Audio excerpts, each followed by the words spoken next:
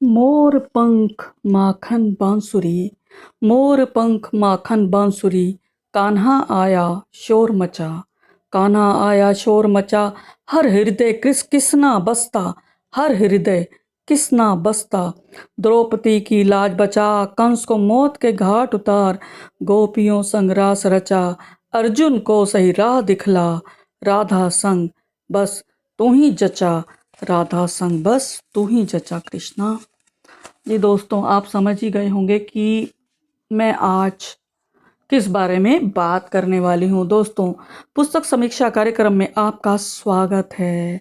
Channel को subscribe नहीं किया तुरंत करें, बेल आइकन दबाएं, लाइक शेयर बटन अवश्य दबाएं और आपके कमेंट्स का मुझे इंतज़ार रहता है। तो दोस्तों, बात करेंगे नई पुस्तक के बारे में। पुस्तक का नाम है अज्ञात और इसके रचिता हैं सागरदीप पाठक। आप देख सकते हैं, ये इसके रचिता हैं। पुस्तक के बारे में बात करूंगी, पेपरबैक में 2023 में प्रकाशित हुई है और ये अध्यात्म चिंतन की विधा में लिखी गई है। इसमें आलेख हैं। मूल्य मात्र 90 रुपये, पृष्ठ 54। प्रकाशक है जवाहर पुस्तकालय, मथुरा, उत्तर प्रदेश। तो परिचय देना चाहूंगी सागरदीप जी का। कोसी कला मथुरा में जन्मे, मथुरा निवासी हैं। इन्होंने एमसीए किया है, बैंक प्रबंधक हैं और इसकी भूमिका लिखी है इनके पिता श्री डॉक्टर दिनेश पाठक शशि।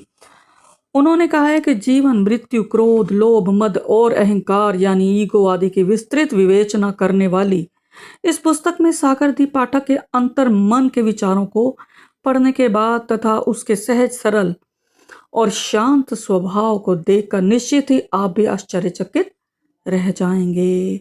सागरदीप पाठक की लिखी पुस्तक अज्ञात को पढ़कर यदि आप उसका अनुपालन कर सके, अपने अंतर्मन में झांक सके, तो फिर सांसारिकता के प्रपंचों से विरक्ति और बड़े बड़े प्रवचनों के सुनने के झंझटों की आवश्यकता से मुक्ति निश्चित हो जाएगी, ऐसा मेरा दृढ़ विश्वास है।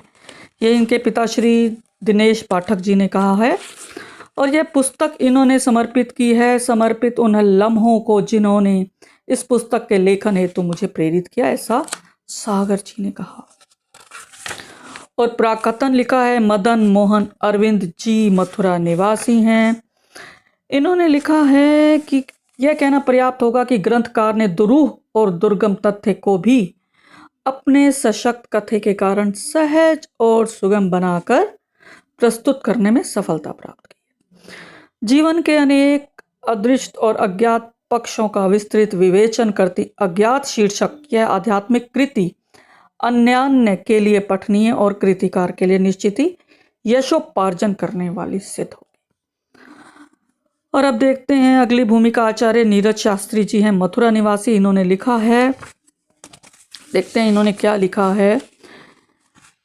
इन्होंने बहुत ही 3 पेजों में लिखा है, 3 पृष्ठों में इनकी भूमिका समाई। इन्होंने लिखा कि अभी हाल ही में श्री सागर द्वारा लिखित पुस्तक प्राप्त हुई, पढ़ना आरंभ किया तो पढ़ता चला गया। इस पुस्तक को मैंने 3 बार पढ़ा। पढ़कर विश्वास हुआ कि सागरदीप पाठक ने बहुत गंभीरता से प्राप्त किए अनुभव को इस पुस्तक में अभिव्यक्त किया। मैं कह सकता हूँ कि यह पुस्तक लेखक द्वारा अध्यात्म पथ पर प्राप्त अनुभवों का ईमानदारी से किया गया व्याख्यान है। अब देखते हैं आत्मकथ्य में सागर जी ने क्या लिखा इस पुस्तक के बारे में। सागर जी ने लिखा है कि जब लौट कर वहीं आना है तो क्या संभव नहीं कि अबोधिता को साथ लेकर चलें। इसी अबोधिता को पाने के तरीके और साथ ही हम कैसे अनजाने में अहंकार के जाल में फंसकर उस अबोधिता को खो देते हैं, मैंने इस पुस्तक में आपके समक्ष रखने का प्रयास किया। इसमें मैंने व्यक्तिगत अनुभवों के आधार पर जो समाधान हो सकते थे उन्हें अलग अलग उदाहरणों के माध्यम से आप तक पहुंचाने का प्रयास किया। तो ऐसा इन्होंने कहा दोस्तों। और अब मैं बात करूंगी समीक्षा की। तो ये पुस्तक मैंने पढ़ी मात्र 36 पृष्ठों में। अगर आपने जीवन को समझना है तो उठाइए इस पुस्तक को। जीवन का औचित्य क्या है, कैसे भीतर की वासनाओं पर, कुवृत्तियों पर लगाम लगाई जाए, कैसे परमात्मा में समाहित हुआ जाए। अगर आप चाहते हैं सब जानना तो पढ़िए इसे। श्री कृष्ण भगवान ने अर्जुन से क्या कहा जानना है तो पढ़िए इसे। धारा प्रवाह पढ़िए। इसमें सरल ढंग से समझाया गया है कि अध्यात्म के गहरे सागर में डुबकी कैसे लगाई जाए, कैसे अंतर के गहन अंधकार में उतरकर अबोध होकर दीप जलाया जाए।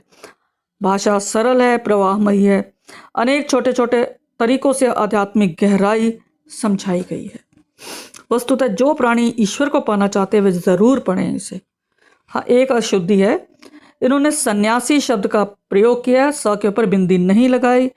ये शब्द कई लोगों ने गलत लिखा है।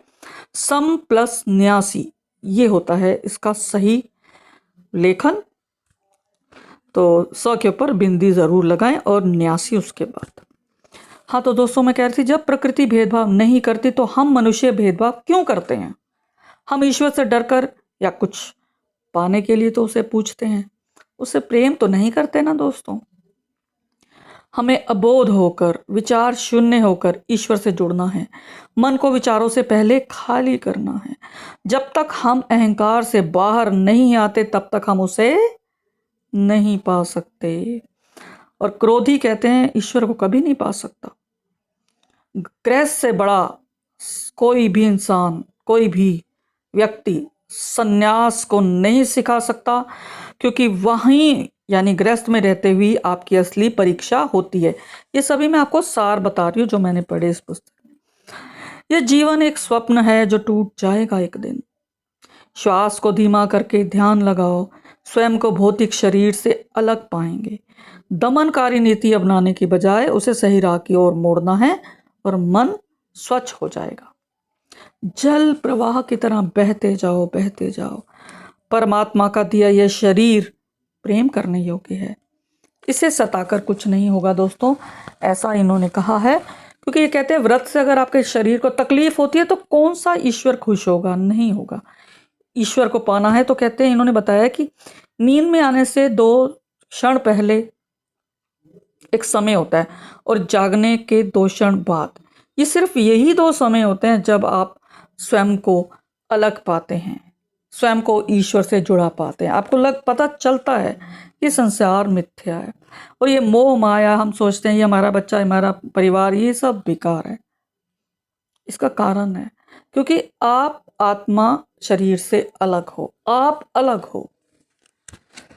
और आप तो सभी जानते हैं कि हमारा जन्म क्यों हुआ है। हमारा जन्म ईश्वर को पाने के लिए तो हुआ है। और मुझे इसमें मैं जरूर पढ़ूंगी, न त्वेवाहं जातु नासं न त्वं नेमे जनाधिपा न चैव न भविष्यामि सर्वै वैमतः परम। ये इन्होंने लिखा है। श्री कृष्ण जी ने अर्जुन को समझाया था कि न तो ऐसा ही है मैं किसी काल में नहीं था, तू नहीं था अथवा ये सभी लोग नहीं थे, और ना ऐसा ही है कि इससे आगे हम नहीं रहेंगे। इसका अर्थ यही है दोस्तों, इन्होंने कहा है कि हम तो हमेशा से थे, मैं भी था और तुम भी रहोगे, क्योंकि आत्मा अजर अमर है। अंत में इन्होंने लिखा है कि उस परमात्मा के साक्षात्कार में आड़े आने वाले अहंकार की सूक्ष्म चालों को समझो और परमात्मा को प्राप्त होकर जगत का कल्याण करो।